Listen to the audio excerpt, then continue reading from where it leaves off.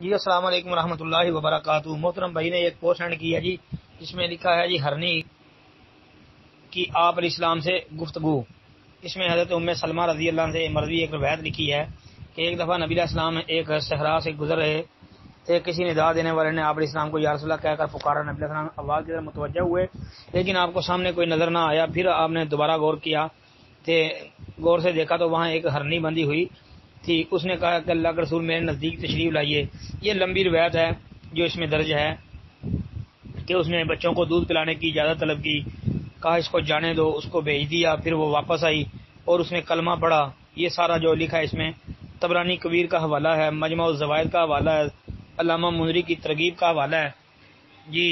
محترم بھائی یہ روایت ثابت نہیں ہے جی۔ ہاں، یہ ام المومنین ام سلمہ رضی اللہ عنہ سے مروی یہ روایت جو ہے یہ امام طبرانی کی طبرانی کبیر کے اندر جو ہے موجود ہے، جلد نمبر 23 صفحہ 331 332 پر۔ امام ابو نعیم اصبہانی نے بھی اس کو ذکر کیا ہے دلائل النبوہ کے اندر۔ تو اس کے علاوہ اور بھی کئی کتابوں میں یہ روایت آتی ہے، لیکن بھائی یہ روایت ثابت نہیں ہے جی، اس لیے کہ اس کی سند کے اندر ایک راوی ہے، یہ حبان بن اغلب، یہ بھائی ضعیف الحدیث آدمی ہے۔ اور یہ اغلب بن تمیم جو ہے اس کے متعلق امام بخاری رحمۃ اللہ علیہ کا خیال یہ ہے، امام بخاری نے اجرا کیا تحریر الکبیر کے اندر کہ یہ منکر الحدیث ہے۔ اور پھر مجمع الزوائد کے اندر جو ہے یہ حوالہ دینے والے کو چاہیے تھا کہ پوسٹ کے اندر مجمع الزوائد کا نمبر لگا رہا ہے، حوالہ دے رہا ہے، تو اس کو ذرا پڑھ تو لیتے۔ مجمع الزوائد میں امام حیثمی رحمۃ اللہ علیہ نے لکھا ہے وفیہ اغلب بن تمیم وہو ضعیف، اور اس میں اغلب بن تمیم ہے اور وہ ضعیف ہے جی۔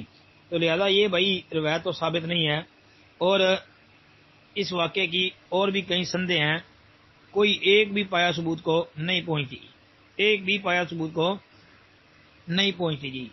طبرانی اوسط کے اندر 5543 نمبر پر، ابو نعیم اصبہانی کی دلائل النبوہ کے اندر 274 نمبر پر بھی ایک سند موجود ہے، اس میں بھی بھائی جو ہے وہ مجہور راوی بھی ہیں، ضعیف الحدیث راوی بھی موجود ہے۔ مثلا اس میں جو ہے عبد الکریم بن ہلال یہ مجہول ہے، اور اس کے علاوہ صالح المری یہ ضعیف الحدیث ہے۔ تو بھائی اس حوالے سے جتنی بھی روایتیں پیش کی جاتی ہیں ساری کی ساری جو ہے گئی گزری ہیں، کوئی بھی پایا ثبوت کو نہیں پہنچتی۔